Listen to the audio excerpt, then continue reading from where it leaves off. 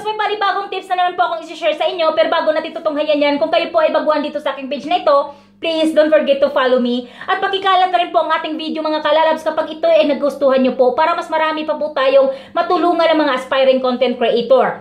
So mga kalalabs, kayo po ba ay na-invite na sa performance bonus ni Meta?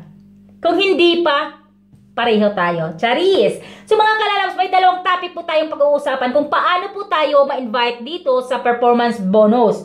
And then, kung paano tayo babayaran. Yan po ang ating topic for today. So uunahin po natin mga kalalabs dahil syempre may mga criteria din po to sa performance bonus kung paano tayo ma-invite dito. So unang-una mga kalalabs, tayo po ay 18 years old pataas.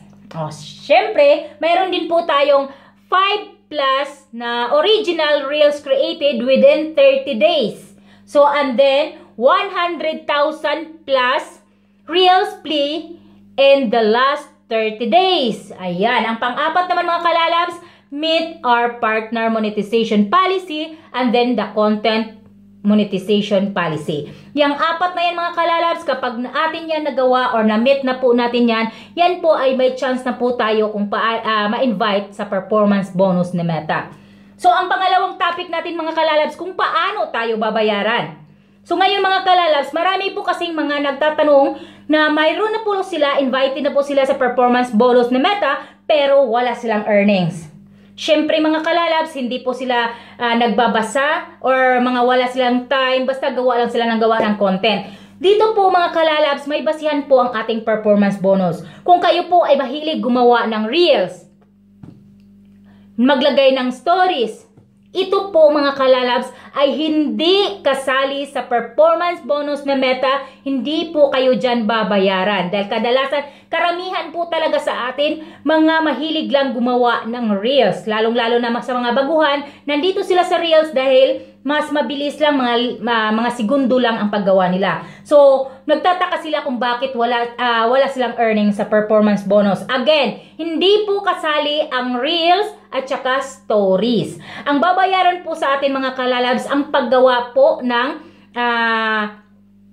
ano nga po ba to? Sa status, pag-post sa mga photos o memes o kaya sa long form video. At ang basihan din po dyan mga kalalabs ay ang amount kung gaano kataas ang reach, reaction, shares, comments na mga eligible na Facebook post. So yan po, dyan po tayo babayaran na Meta. Again, hindi po kasali ang reels at saka stories. So, ayan mga kalalabs, malinaw na po. I hope nakatulong din po yan sa inyo para ma-invite na po tayo or kung ma-invite man tayo, alam na po natin kung may earnings tayo o wala. So, thank you for watching. See you next time.